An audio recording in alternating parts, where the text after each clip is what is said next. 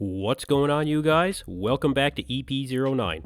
We're going to start off this video with an update from the most shredded competitor in the Classic Physique category, Robert Timms. Now, apparently Robert is quote-unquote starting a prep, but honestly, this guy could walk into any show tomorrow and chances are good that he'd win. I actually asked his coach, AJ Sims, on a recent live stream when their next show is, and he said that they haven't chosen one yet.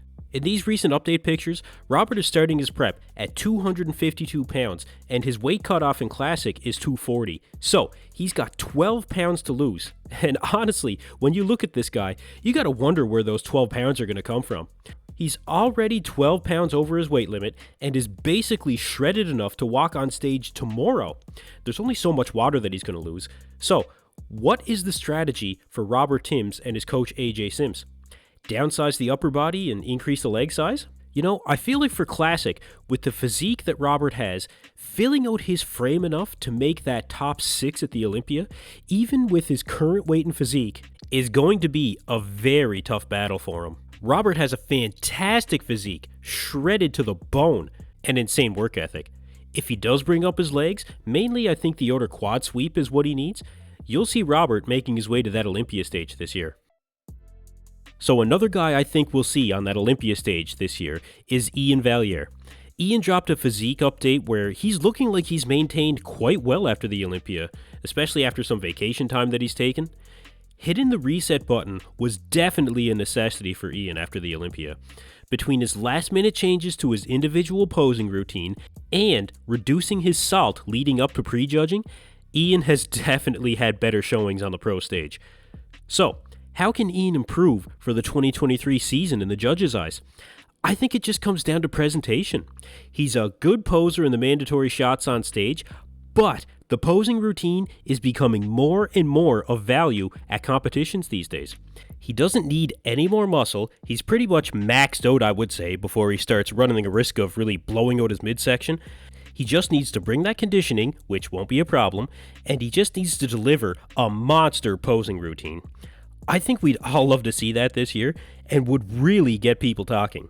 There's no show announcement from Iain as of yet, except that he's planning on competing sometime this summer, but I'll keep you guys posted.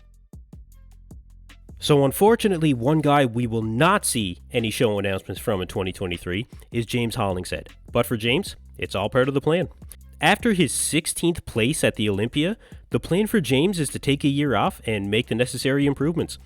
James is just such a unique physique with such a short torso and really round and full muscle bellies, sweeping quads, huge arms and shoulders. And remember, James is his own coach. He has no guru, no trainer. James feels that nobody knows his body better than he does.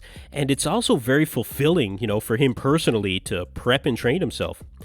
A true fan favorite of the sport, I personally think that James has all the size that he needs. I think he just needs to come in more shredded, and we've seen that in the recent past from him. His showing at the 2022 Arnold Classic UK really was his best to date.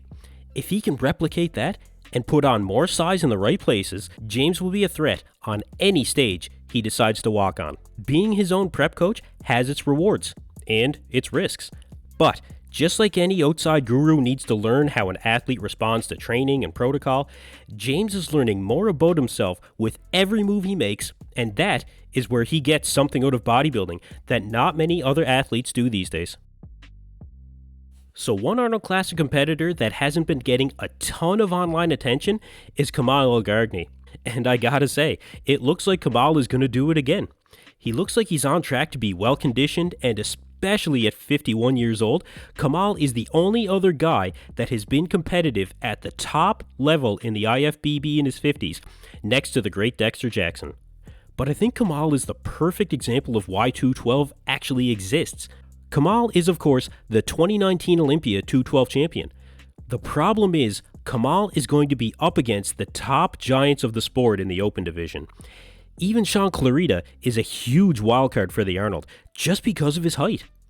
I really feel that 212 exists for a reason, Some guys just won't fit in the open lineup due to their stature and nothing else. And most guys in 212 wouldn't want to go up against the monsters of the sport in every competition. They simply would just have no chance. So, in my eyes, 212 is an essential division. It's not going anywhere. So why is Kamal trying his hand at the Open at all? Well, Kamal is doing this for him and not for anyone else. He knows realistically where he's going to place, I think, the same way Kevin Levrone did when he came back and did the Olympia in 2016. But not all competitions need to be in pursuit of a trophy. And as long as athletes show up on show day in relatively good shape for the pro level, I think it should be applauded. Kamal is stoked about his upcoming open bodybuilding competition, and regardless of where he places, he'll put on a great show and I think is a great addition to the lineup. Anyway, that's it for me in this video, you guys. Thank you for tuning in to EP09. Be sure to like and subscribe.